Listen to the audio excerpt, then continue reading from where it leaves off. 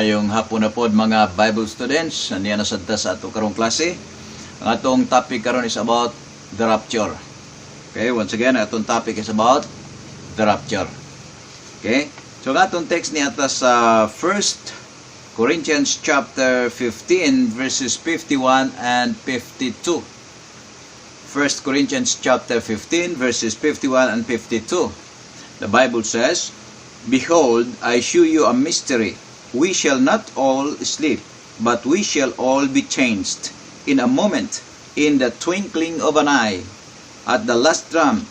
For the trumpet shall sound, and the dead shall be raised incorruptible, and we shall be changed." Okay, let's pray first. Salamat Lord nga makapadayon mi sa among klase karon. Nagahangyo ko nimo ikaw mag-uban namo. Gamita kining lesson alang sa amo nga mga viewers, labaw tanan sa mga Bible students nga kini makahatag nila kadasig diha sa ilang pag-alagad kanimo. Dalaygon ka, be with us, gamitin mga alagad. In Jesus' name I pray. Amen. Okay, so ang atong topic once again is about the rapture. Matud pa ni Apostle Paul as the writer of this book, 1 Corinthians chapter 15, 51 o 52, "Behold, I shew you a mystery." Si Apostle Paul mi address ni ini ngadto sa mga linuwas sa Ginoo sa Corinthians o Corinto. Ini tanawa, ako mopakita kaninyo sa usa ka tinago. Dili kitang tanan mga tulog. Ibig sabihin, dili kitang tanan mga matay.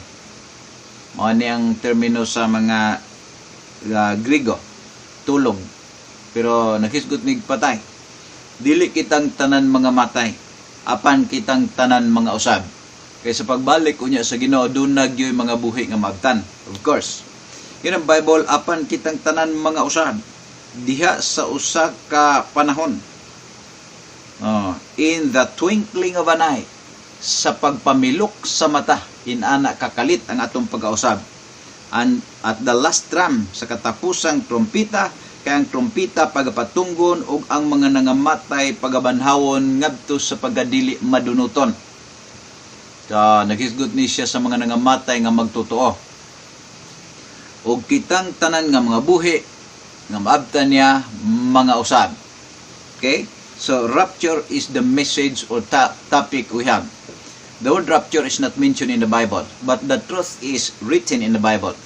Ang ibig sabihin ng rapture, according to Encarta Dictionaries, Christianity, mystical transportation. Mao ni ang pagbiyahe unya nato sa dihang musugat na ta sa Ginoo sa kahanginan. A mystical experience in which somebody believes he or she is transported into the spiritual realm, sometimes applied to the second coming of Jesus Christ, when true believers are expected to rise up to join with Him in heaven. Kaya nga Jesus said, "Let not your heart be troubled. Ye believe in God, believe also in me. In my Father's house are many mansions prepared for you." Matod pa ni Jesus Christ, "Someday mo balik ko kay kuhaon ta mo kung makaandam na kog dapit para ninyo. Aron din gani ko tua usab kamo." Okay? So, adunay pipila ka mga biblical truth about the rapture we have to consider. Number 1, the glorious appearing of Jesus Christ. Ang rapture mao kini ang mahimayaong pagpadayag unya ni Jesus Christ. Ug diha nga time ay hapata makakita ni Jesus Christ. Dinha pa nato maklaro nga mao di ni si Jesus Christ. Abi kog ang Santo Kristo mao to si Jesus Christ. Abi kog ang Santo Niño mao to si Jesus Christ, dili na mao. Si Jesus Christ walay tao nga naka preserba sa iyang picture.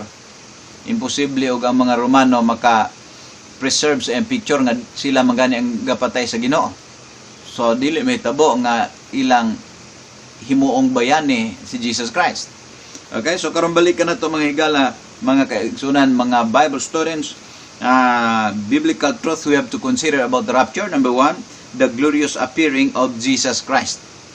In Titus chapter 2 verse 13, Apostle Paul said, Titus chapter 2 verse 13, "Looking for that blessed hope and the glorious appearing of the great God and our Savior Jesus Christ. So during the rapture, si Jesus Christ magpadayag sa iyang mahimayaong pagpadayag. In Matthew chapter 16 verse 27, Matthew 16:27, for the Son of Man shall come in the glory of his Father with his angels, and then he shall reward every man according to his works. Okay? Lain pa na sa Luke chapter 9:26, Luke chapter 9 verse 26, for whosoever shall be ashamed of me and of my words, of him shall the Son of Man be ashamed, when he shall come in his own glory, and in his Father's and of the holy angels. So, the first thing we have to consider concerning biblical truth about the rapture is the glorious appearing of Jesus Christ. Magpakita siya sa iyang mahimayaong pagpadayag unya kanato, kay mutagbo man taniya sa kahanginan. And the number 2 biblical truth about the rapture is our glorification with Jesus Christ. During rapture time, ang atong lawas, tagaan taglawas nga glorified na, mahimayaon na, gihimaya na. Ibig sabihin, dili na mamatay, di na madunot, di na matigulang, di na uhawon, di na gutuman. In Titus chapter 3 o chapter 2 verse 13, looking for that blessed hope and the glorious appearing of the great God and our Savior Jesus Christ. Gitawag ni glorious appearing, di lang kay siya magpakita siyang mahimayaon pagpadayag, mao po niyang time nga kita usab paggahimayaon. In Romans chapter 8 verse 17, Apostle Paul said to the believers at Rome, Romans 8:17, and if children, then heirs, heirs of God, and joint heirs with Christ, if so be that we suffer with him, that we may be also glorified together. Ang mga tinuod nga mga magtotoo nga sa pagkakaroon mi antos uban ni Kristo, in many reasons behind, in many things nga ang Kristiyano nag-amtos, ay panahon tungod sa paglutos, etc. etc. Pero someday, somehow, according to the Bible, kita usab paggahimayaon ra pagtingob uban unya kaniya. In Romans chapter 8 verse 18, Romans chapter 8 verse 18, for I reckon that the sufferings of this present time are not worthy to be compared with the glory which shall be revealed in us. Okay? Unsa may mga pag-amtos sa mga Kristiyano ron, dili ni katandi sa himaya unya nga igapadayag nganhi kanato.